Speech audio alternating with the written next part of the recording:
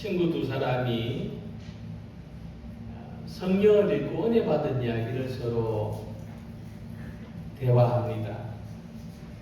한 친구가 먼저 이렇게 말했습니다.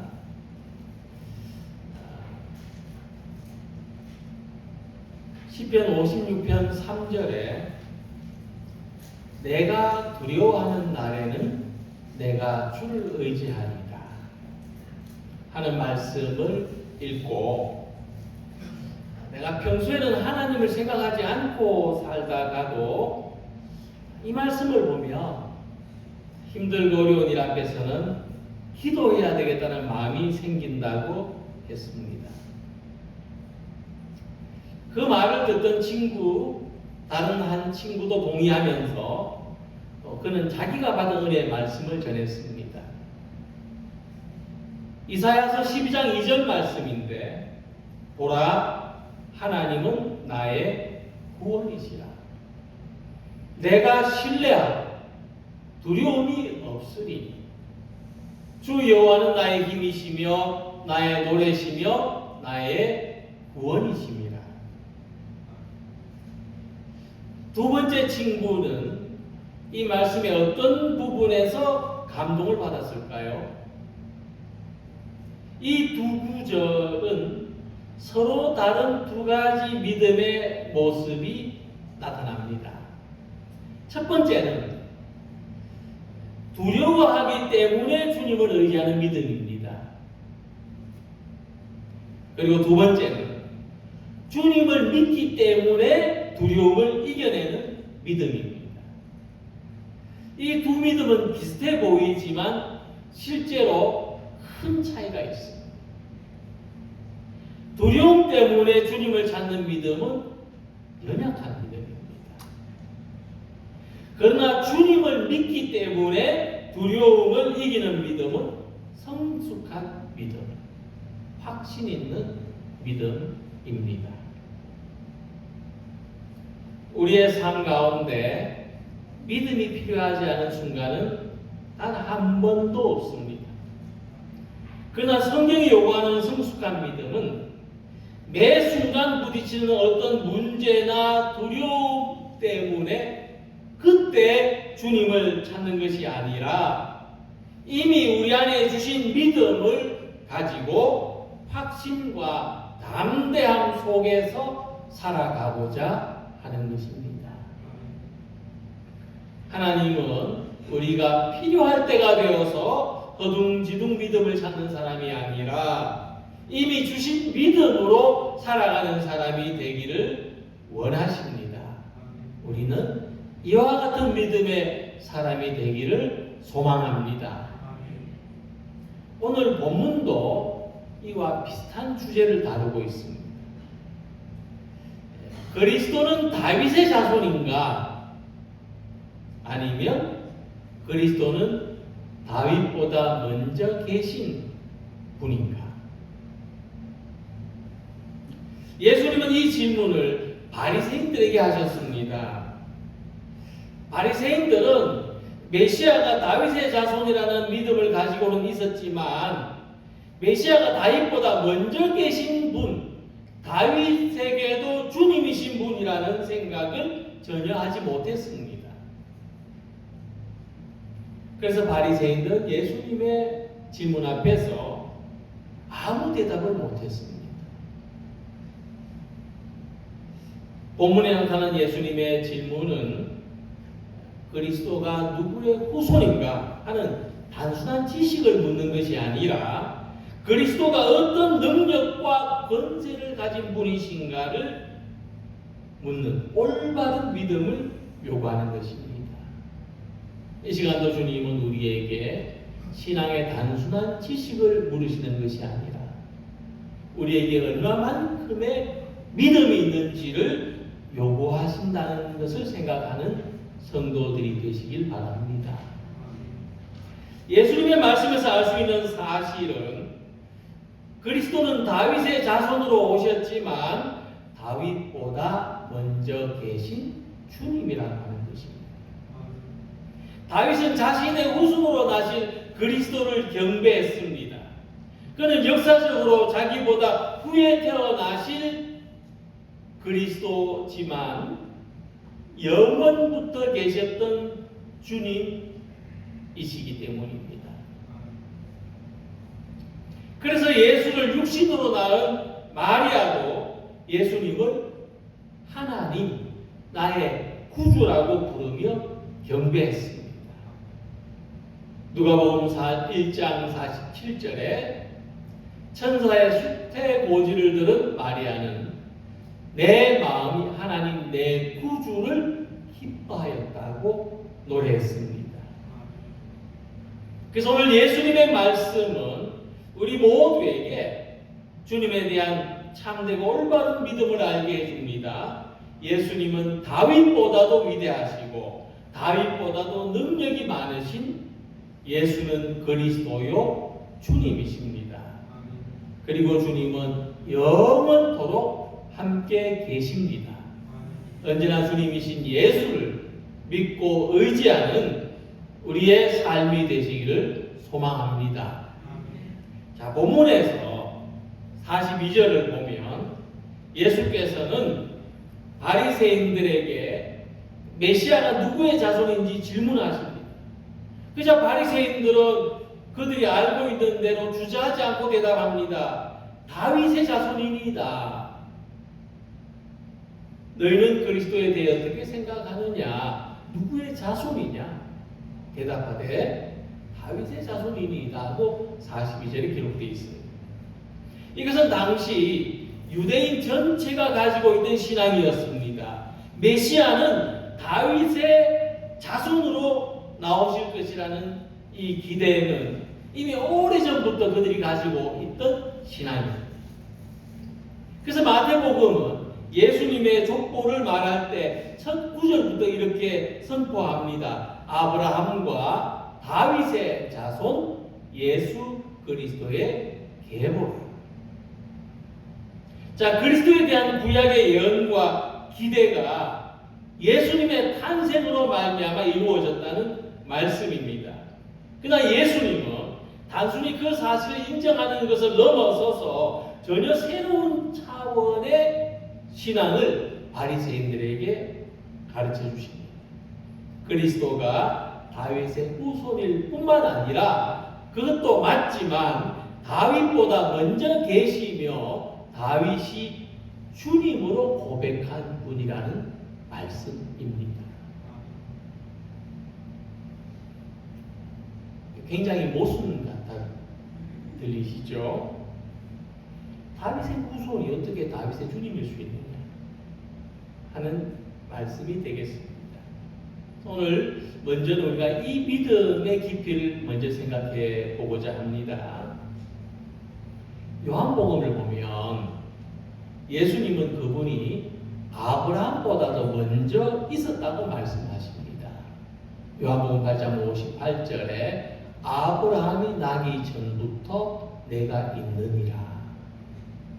근데 이 말씀이 유대인들한테 어떻게 들렸냐면 이렇게 유대인들이 말합니다. 당신이 나이 50도 안 됐는데 어떻게 아브라함을 봤다는 말이냐. 그리고 그들은 예수님에게 돌을 던지려고 했어요. 그들은 자신들이 가진 생각이나 기대의 한계를 넘지 못하는 믿음. 그들이 메시아를 믿었지만은 전적으로 자기들의 기대, 자기들의 한계를 넘지 못하는 믿음이었습니다. 그러나 예수님 분명히 말씀하십니다. 메시아는 단순한 다윗의 후손이 아니다. 그럼 단순한 한 인간이 아니다. 다윗이 경배한 주님, 다윗 이상의 무한한 능력과 권세를 소유하신 분이라고 하는 것입니다. 그래서 다윗이 그리스도를 주라 칭하였은즉 어찌 그의 자손이 되겠느냐 하고 말씀하십니다. 그런데 다윗은 구세주로 오실 예수님의 크고 놀라운 능력을 믿음으로 왔던 사람입니다. 다윗의 믿음이 놀랍고 훌륭한 거죠. 그래서 다윗은 자기 후손으로 나신 메시아를 주님이라고 불렀습니다. 시편 110편에서 다윗은 오실 그리스도를 향해서 내 주라고 고백합니다. 여호와께서 내 주에게 말씀하시기를. 그리스도는 사람들이 자기를 위해서 만들어낸 우상이나 신이 아니라 하나님이 보내신 메시아, 하나님이 보내신 구세주라는 믿음이 다윗에게 있었다는 사실입니다. 고대 사람들은 수만의 신들을 만들어서 삶의 문제를 해결하려고 했습니다. 힌두교에 수만의 신이 있죠. 이집트도 예외는 아니었습니다. 심지어 알지 못하는 신의 제단까지 만들어서 섬겼습니다. 지금도 사람들은 나한테 이것만 있으면 될 텐데 하면서 자기 삶의 문제를 해결해 줄 수 있는 현대적인 우상들을 만들어내고 있습니다. 그러나 사도 바울은 아테네 아레오바고에서 행한 설교에서 말했습니다. 너희가 알지 못하고 위하는 그것을 내가 너희에게 알리라. 바울이 아테네 시민들에게 알려준 그 이름, 그 신의 이름은 십자가에서 죽으시고 부활하신 예수 그리스도였습니다. 그러므로 예수가 주님이시라는 고백은 단순한 신앙 표현이 아닙니다. 단순히 어떤 상징적인 다윗의 후손에서 아주 능력 있는 분이 나오실 것이라는 상징적인 의미가 아닙니다. 예수님은 우리 삶의 구원자 되십니다. 예수님은 우리의 힘으로 우리가 가진 어떤 것으로도 할 수 없는 것을 이루시는 능력의 주님이십니다. 예수님은 죄와 죽음의 문제를 해결하십니다. 이게 상징적으로 들리지 않았으면 좋겠습니다. 너무나 실제적인 우리의 삶의 문제를 해결하십니다. 예수님은 모든 권세를 이기고 승리하게 하십니다. 사도 바울은 우리를 이길 수 있는 것은 그 어떤 것도 없다고 말했습니다. 예수님의 이름을 부르는 사람은 구원을 받습니다. 우리가 어떤 상황에서도 주님의 이름을 부르면 주님은 우리를 구원하십니다. 그래서 다윗은 골리앗 앞에서 자기 힘을 의지하지 않았습니다. 다윗은 하나님을 의지했습니다. 나는 만군의 여호와의 이름, 하나님의 이름으로 내게 나아가노라 했습니다. 상대는 거인입니다. 싸움에 능한 장수입니다. 투구와 갑옷으로 무장했고 철로 된 칼과 창을 소지했습니다.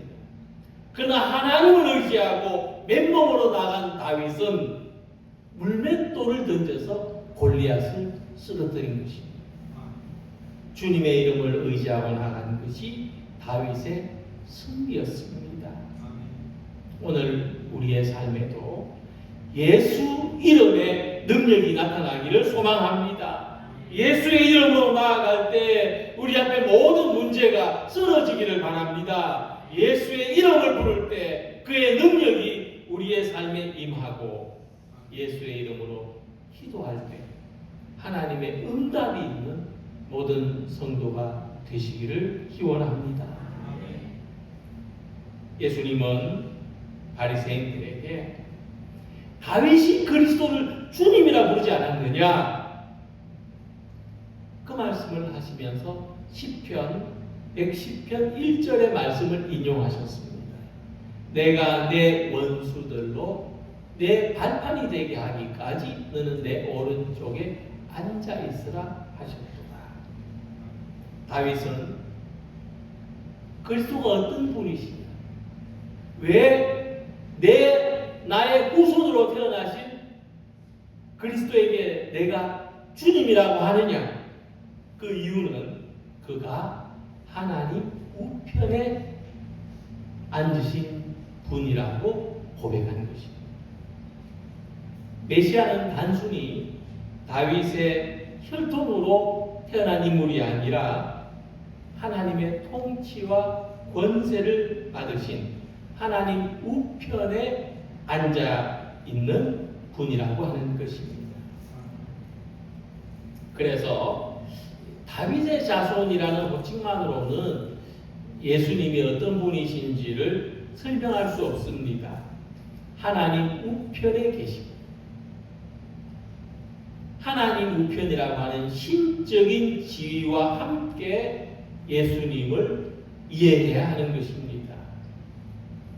하나님 우편은 최고의 능력과 최고의 권세를 나타내는 것입니다. 신약 성경을 보면 모두가 부활승천하신 예수님 어디에 계시느냐?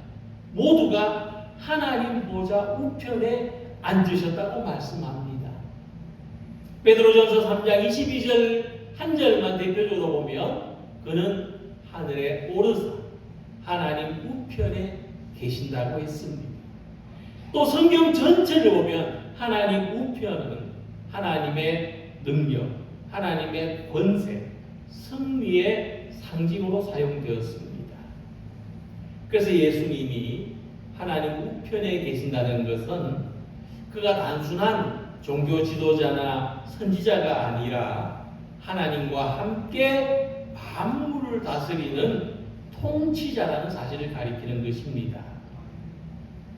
우리가 예수님을 이렇게 믿는 것이 어떤 의미가 있습니까? 다윗은 아주 뛰어난 왕이었습니다. 그는 이스라엘 역사에서 전무후무한 위대한 사람이었습니다.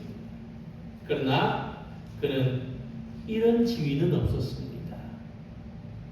그는 인간으로서 하나님 우편에 앉을 지위는 가지지 못했던 것입니다. 또한 세상에 어떤 누구도 하나님 우편의 자리에 오를 수는 없습니다. 그래서 하나님의 우편에 그리스도께서 앉으셨다는 것은 그분이 바로 하나님의 모든 능력과 권세를 가지신 분이라는 것을 믿는 것입니다. 그러므로 하나님 우편에서 예수님은 교회의 머리가 되셨습니다. 성령 안에서 여전히 우리와 함께 하시고 예수님은 만물을 다스리십니다. 그래서 마지막 날에 우리 각자가 행한 대로 보답하시고 세상을 심판하기 위해서 오십니다. 그러므로 예수님은 지금 이 순간에도 이 세상에 관심이 없으신 그런 분으로서 하나님 우편에 앉아있기만 하신 것이 아니라 이 세상을 살펴보시고 그리고 때마다 우리를 도우시는 분이십니다. 스데반 집사가 순교할 때 예수님은 하나님 보좌 우편에서 일어나셨다고 했습니다. 스데반이 성령이 충만하여 하늘을 우러러보니 예수님이 하나님 우편에 서 계시더라 하는 것입니다. 그래서 예수님은 단순히 우리에게 단순한 도움을 주시는 분이 아닙니다. 이 시간도 우리의 삶을 섭리하시고 다스리십니다. 그분이 예수님이시니 우리에게 얼마나 좋은 일입니까? 그분이 우리 가까이 계시니 우리에게 얼마나 도움이 됩니까? 우리는 예수님이 다스리는 삶, 우리의 모든 문제, 우리의 모든 어려움을 맡기고 예수님이 목자처럼 선하게 인도해 주시기를 소망해야 됩니다. 사도 바울은 하나님 우편에 계신 예수님을 바라보면서 우리가 어떻게 살아야 하는지를 말씀했습니다. 자신의 삶을 기쁨으로 살아가며 모든 사람에게 관용을 나타내 보이라고 했습니다. 주 안에서 항상 기뻐하라. 내가 다시 말하노니 기뻐하라. 너희 관용을 모든 사람에게 알게 하라. 주께서 가까우시니라. 관용의 삶은 좋은 것으로 서로 나누는 삶, 좋은 것으로 서로 돌보는 삶입니다. 그러니까 최선을 다한다는 의미도 되겠습니다. 우리의 삶을 주님이 다스리시고 우리의 삶을 주님이 보답하시기 때문에 우리는 사랑과 관용으로 살아갈 수 있고 그렇게 사는 것을 기쁘게 여길 수가 있는 것입니다. 오늘 우리의 삶은 나만의 것이 아닙니다. 우리 생명의 권한은 사람에게만 있지 않습니다.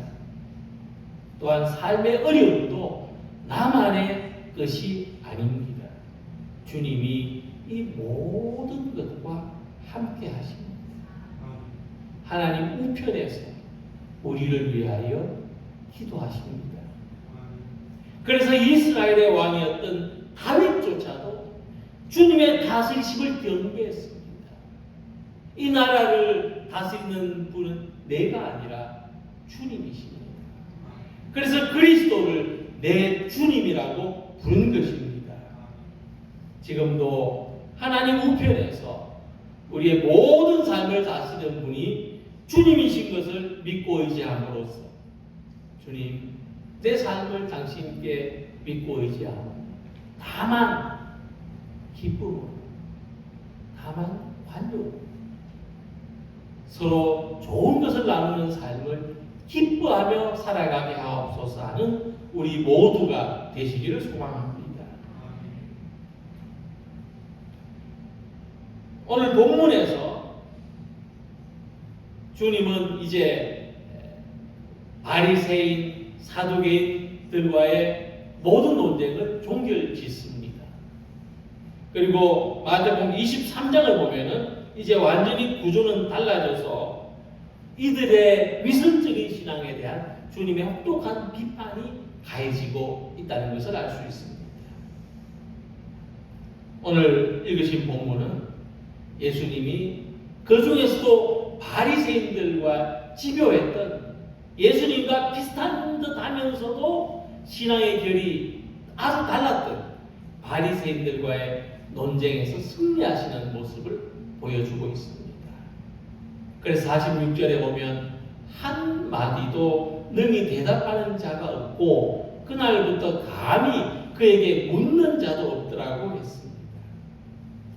특히 우리가 이 내용을 두 가지 점에서 생각해 볼 수가 있는데 다윗이 자기 후손으로 태어나실 그리스도를 주님이라고 불렀다는 말씀은 바리새인들을 당황하게 했습니다.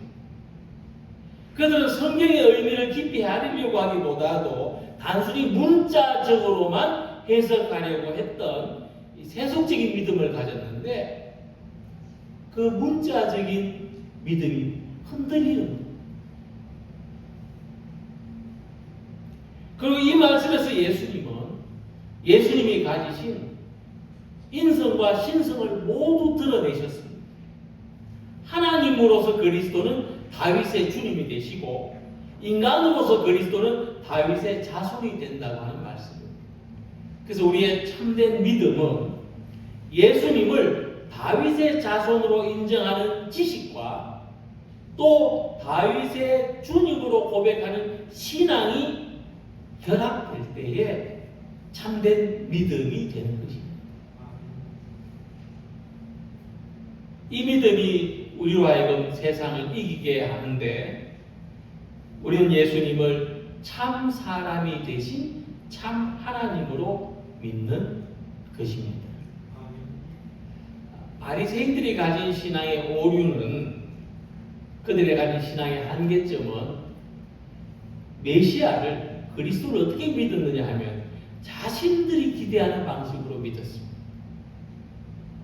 그건 하나님으로 믿는 것이 아니고 내게 필요한 분으로 믿는 것입니다. 그들은 그리스도를 어떻게 생각했느냐 하면은 정치적인 구원자, 그냥 민족적인 영웅으로 그 다윗의 왕권을 다시 회복하는 자로만 제한되게 믿었습니다.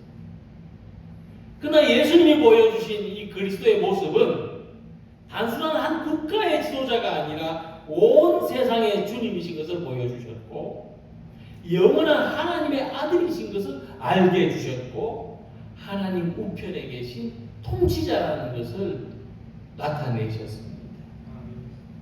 예수님 그분이 세상의 지혜나 모든 능력을 초월해 있는 분이라는 것을 성경으로 증명하셨습니다.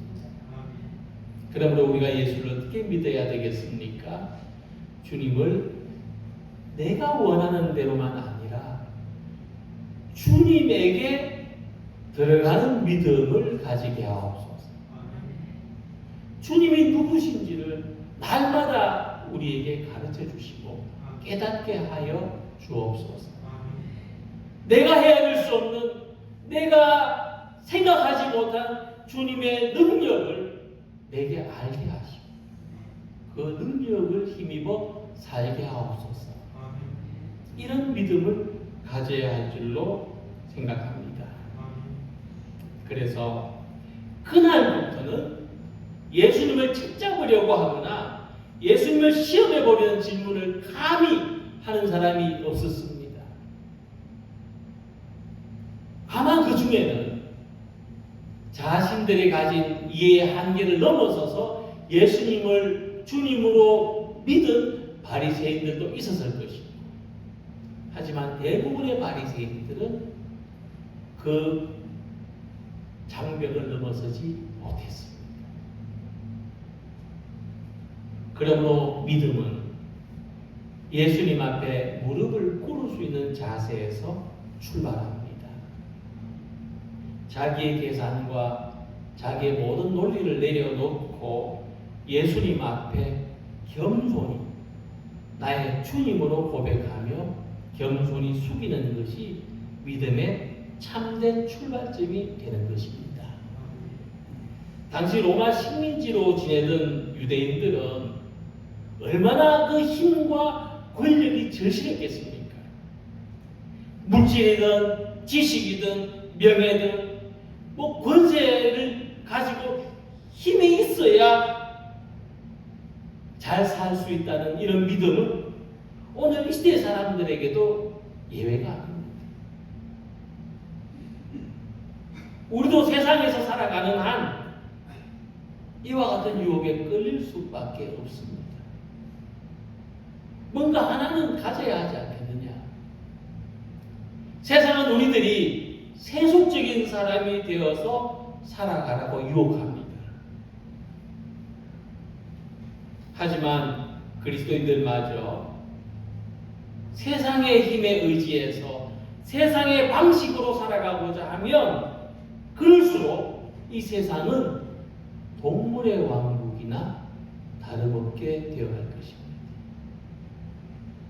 그래서 세상을 이기는 것은 믿음의 문제가 아니라 결국 믿는 사람의 문제입니다. 오늘 이 시간 우리 모든 성도들은 세상을 이기는 그리스도인들이 되시기를 소망합니다. 그래서 우리는 십자가에 달리신 예수님이 우리의 왕이신 것을 믿고 고백합니다. 오늘도 우리의 구원이 예수님에게 있음을 믿습니다. 세상의 힘과 권력을 가진 사람이 그리스도가 아니라 그것을 넘어서는 사랑과 희생의 십자가로 하나님 우편에 계신 예수님이 우리의 그리스도이십니다. 우리는 힘이 아니라 그 힘을 무력화하는 십자가가 승리한다는 것을 믿습니다.